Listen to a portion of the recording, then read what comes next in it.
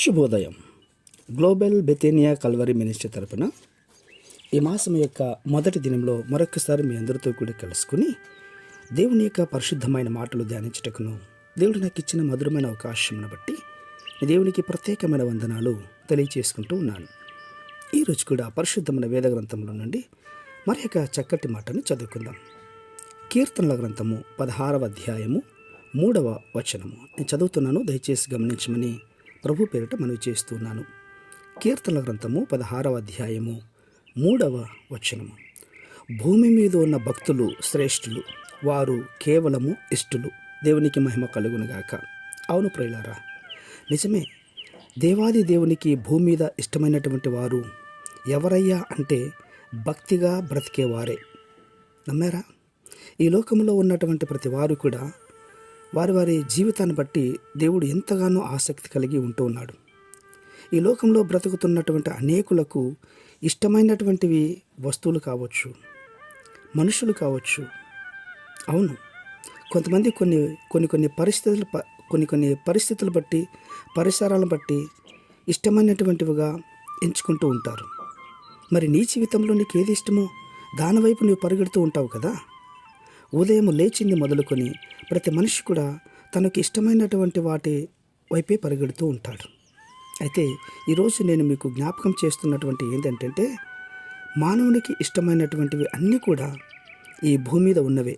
కానీ దేవుని వాక్యం మనకేం సెలవిస్తుందంటే పరలోకముందున్నటువంటివి కూడా మనం చూడాలి అని. అవును ప్రియులారా, భూమి మీద ఉన్నటువంటివి అశాశ్వతమైనటువంటివి. ఎప్పుడో ఒకసారి అవి నశించిపోతాయి. మనకు వాడినంతకాలం వాడి అది ఈ లోకంలోనే గతించిపోతాయి. అయితే భూమి మీద ఉండే భక్తులే శ్రేష్ఠులు, వారు నాకు కేవలం ఇష్టులు అని దేవుని వాక్యం ఎంత స్పష్టంగా మాట్లాడుతుంది కదా. వినాలి. ఈ లోకంలో ఎవరు నన్ను పట్టించుకోవడం లేదని నీవు అనుకుంటున్నావేమో. దేవుడు నిన్ను ఇష్టపడాలంటే నీవు భక్తి మార్గముని ఎంచుకోవాలి. భక్తి ఎలా వస్తుందండి? భక్తి దేవుని భయం కలిగినప్పుడు వస్తుంది. దేవునికి మహిమ కలుగునుగాక.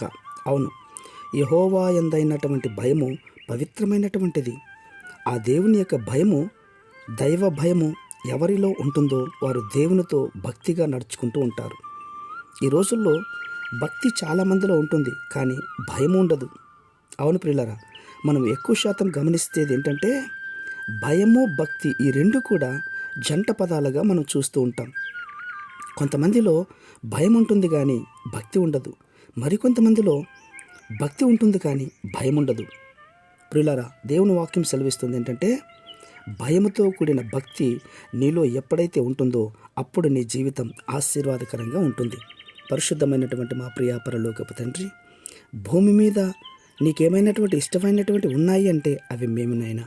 మా పట్ల మీరు చూపించిన అపారమైన ప్రేమను బట్టి, మీరిచ్చిన నూతన మాసాన్ని బట్టి ప్రభువా, నీకే స్తుతి, ఘనత, మహిమ, ప్రభావంలో సమర్పించుకుంటూ అడిగి వేడుకను పొందుతున్నాం మా తండ్రి. ఆమేన్, ఆమేన్, ఆమేన్.